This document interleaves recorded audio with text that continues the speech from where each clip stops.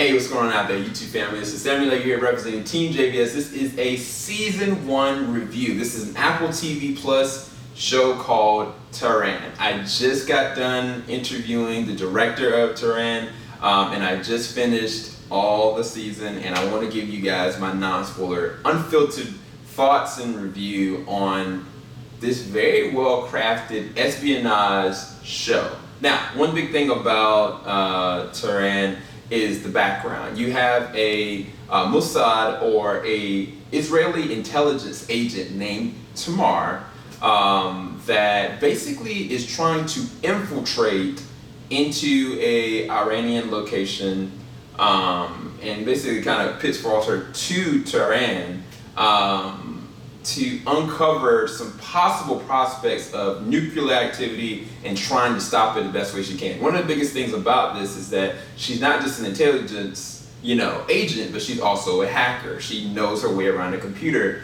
And off the gate, I think the very first episode is going to captivate you. You're gonna be caught in.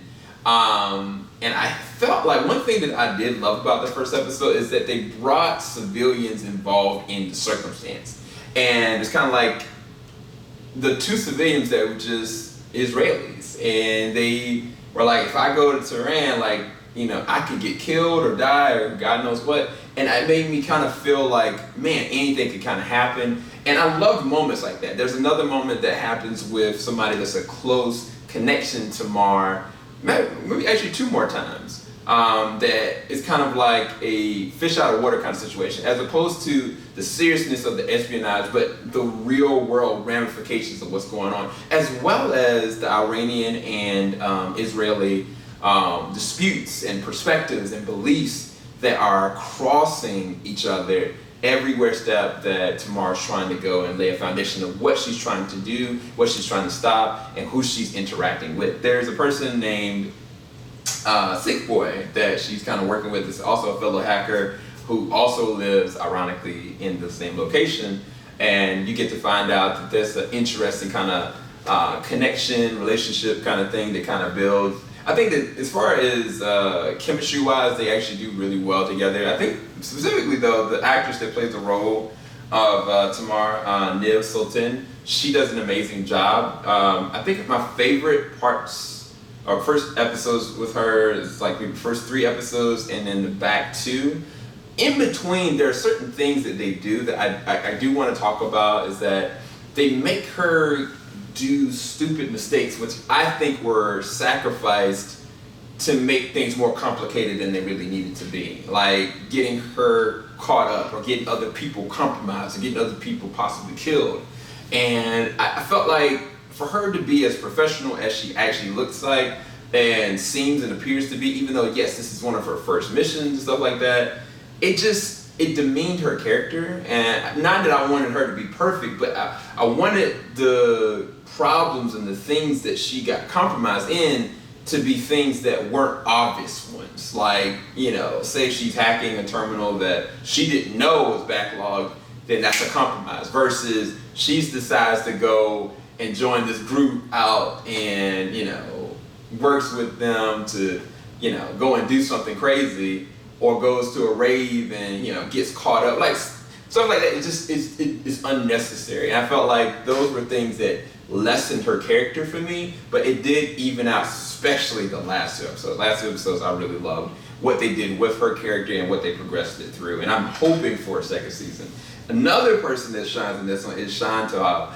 Sean, the first movie I saw him in was Iron Man 1, and I haven't looked back. Like, he is a powerhouse in this one, because he is an Iranian intelligence officer that is attempting to try to intercept what's going on. But when you first see him, all he really cares about is his wife. His wife is about to go through some surgery, and he's about to get on a plane with her, and all of a sudden he realizes there is something completely wrong, and he does not let it go, and he cannot stop himself from continuing to check and see what's really happening.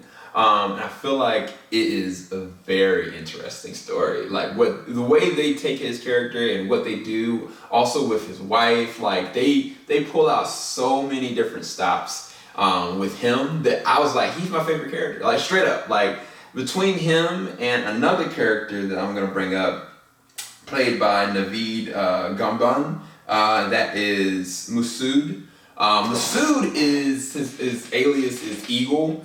He's kind of like the protector for Tamar and trying to help her get the situation done. But he also has his own family. He also is Iranian, and the actor that plays Mossad, he kills it.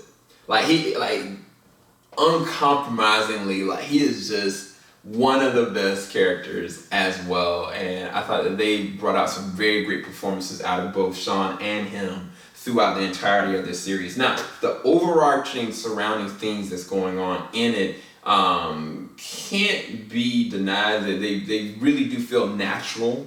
Definitely each actor, or even the lesser actors, it feels like this is actually a revolving door that's actually possible or plausible at the very least, outside of the certain espionage things that kind of go back and forth towards the back half of the season. But one thing I gotta stress enough, and I talked about this in my interview and I gave the director the props about it, is that this looks like a movie production.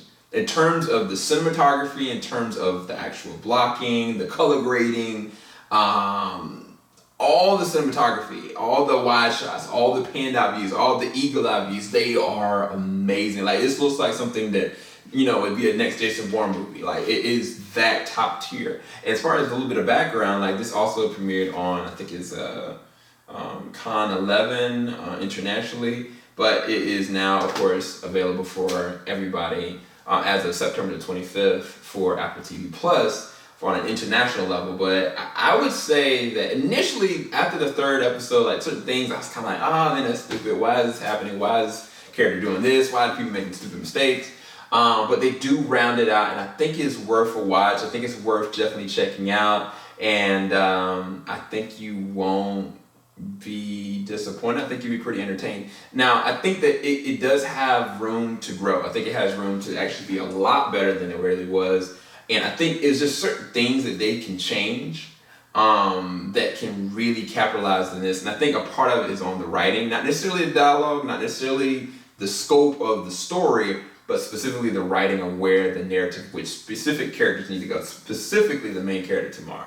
But hopefully you guys did enjoy this non-spoiler season 1 review, and definitely go and check out the episodes as they're coming out. I will be giving out individual episode reviews as well, so you guys can kind of get a grip of how I kind of felt in between certain things. So I'm going to release this first and then release the episode reviews each, maybe twice a day.